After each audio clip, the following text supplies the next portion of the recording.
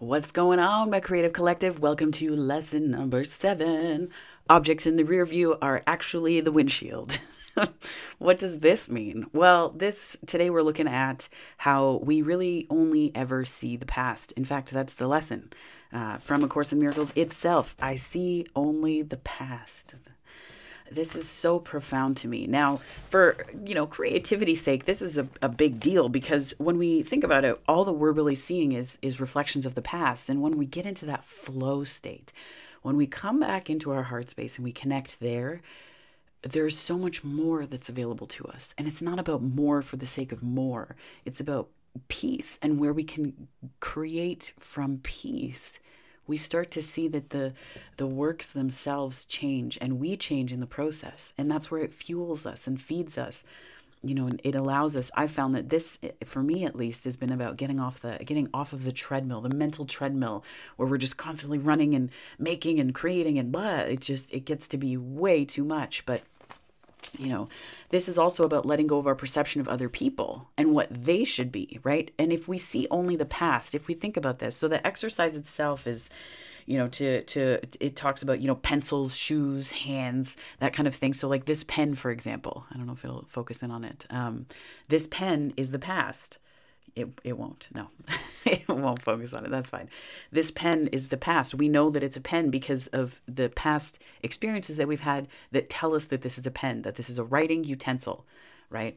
We know, for example, that this is a highlighter because of previous experiences with highlighters and what they do. And this is how we know what it is, right?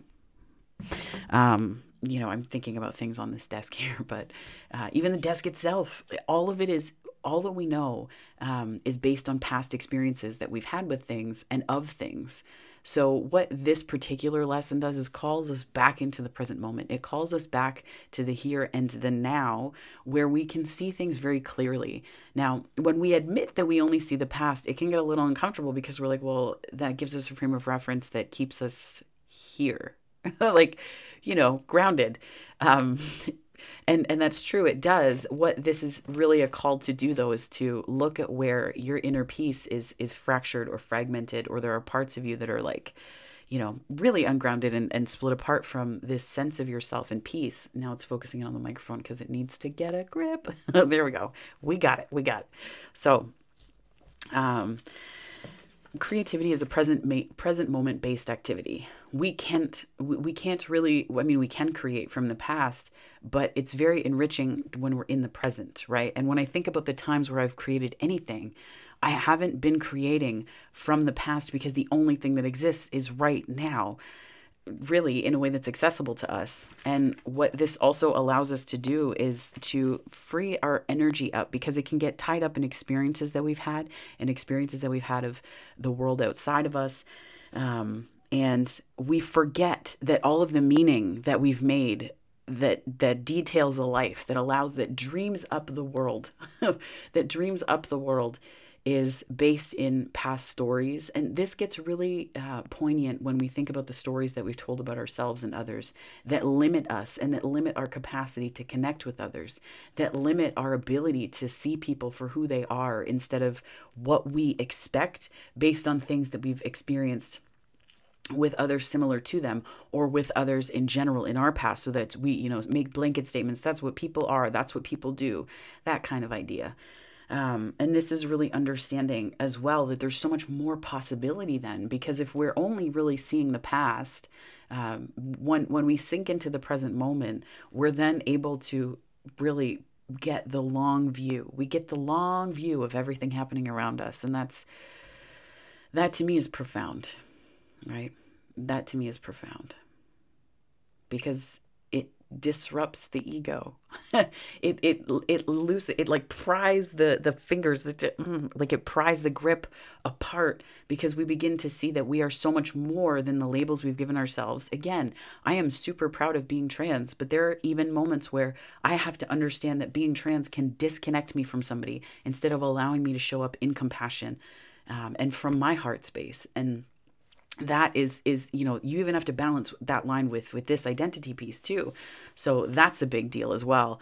So, this is particularly important when I think about, that identity too, where if I've only ever seen the thing about, transness right now, this is a thread weaving through a lot of these teachings because it's who I am. So for those who are like, ugh, it's fine. We'll get there. So also you can just click off if you don't want that. So, but relative to transness, there are a lot of absences of voices, and sometimes absences of voices can come across as those are the voices that don't particularly matter, which is really profound when you think about it. And that's where you get into, if that's the past, if everything is the past, it frees up the space that you have, right? Like trans people are only supposed to talk about transness. So when we delve into these different areas, people get very upset, right? Like be a trans influencer, but only talk about top surgery. Be a trans person with a microphone and video, but only talk about your transition. Don't talk about spiritual concepts. Don't talk about energy healing. Don't talk about all those things because that's not for you.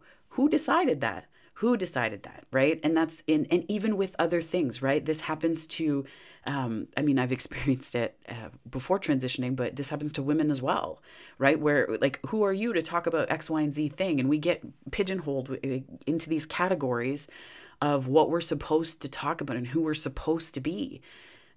It's very limiting. It's very limiting. As a queer person, I was often sought out to talk about equity and inclusion topics. But then when it came down to talking about things that genuinely interested me outside of my identity, it was tough because people come to expect that that's who you are. So, but then if we approach situations from a position of I'm only seeing the past, we can understand that even the places where we limit ourselves, right? Because we can start to adopt these messages.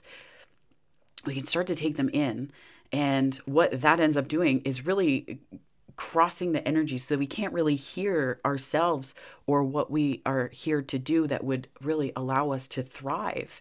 We can't. It's hard because you're taking in all these messages about who you're supposed to be and what that means. And your ego's like, yes, like it's so excited. It's so excited because it means that it gets to cling to something other than self-awareness that you could otherwise possess by coming back into the present moment and understanding that there's only the past.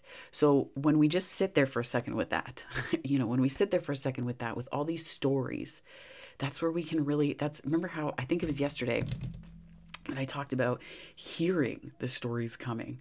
You can like hear the stories coming. Maybe it was another video, I don't know, but it's almost like you're sitting there at peace. You're like, oh, I really like this restaurant. This is nice. And it's like the table, like it's, that Jurassic Park scene where they have like the glass of water and then it's like the dinosaurs coming and the water just shakes, right? And you can see the ripples in the water. But instead of a dinosaur, that's all the bullshit that you've been told to believe about yourself. Those are all the stories. That's the past coming, right? Like it comes with you and joins you until you're like, I'm going to choose here and now. But thank you. Thank you. It's almost like just popping the balloon, just bursting that and then and understanding that, it's like a balloon. I'm using metaphors. They're all coming in. I don't know why, but it's like a balloon, right? In a room where like you're shrunken into the corner and you're like trying to survive. And then you're like, wait a minute. And you pop the balloon because you realize that was all the past. And that there's so much breathing room in the space now because you're not functioning from that place. So when we take a step back, I'll read to you from the course for lesson 7, because this part's really important and it builds on and encompasses. So it really, it threads it all together nicely, the last lessons up to this point, because this is kind of a minor turning point in the lessons. But I'll read to you. So this is lesson 7. Okay, so this is the first few. This is like number 1, first one, I guess. This idea is particularly difficult to believe at first. Yet it is the rationale for all the preceding ones. It is the reason why nothing that you see means anything. It is the reason why you have given everything you see all the meaning that it has for you. It is the reason why you do not understand anything you see. And it is the reason why your thoughts do not mean anything and why they are like the things you see. It is the reason why you are never upset for the reason you think. It is the reason why you are upset because you see something that is not there. This is big. We really only ever see the past. We see only the past. So how do we see in the present moment? I think first it's starting with the awareness. It's starting with the awareness. As soon as this is also about, in future lessons, there's a quote in there that talks about how this isn't really about, changing everything today. This is about changing our awareness and perception just for the moment. Because the more moments that we build up like that, this is a muscle, right? Awareness and consciousness are a muscle that when we work with them, they develop much more strength, and then we are able to pull into that. So we're able to pull into it more freely and easily. So this lesson, I see only the past, is less about untangling of things. You don't have to do all of that intense work right this red hot minute. If you want to, you can, but this is just about awareness. This is just about pulling into that place of awareness for the moment, for the time being, right? Just for this second. And understanding what the truth is of the situation that you're in, of the people that surround you, of the stuff in your immediate environment. It's all the past. It's all the past. And that's okay. It's okay.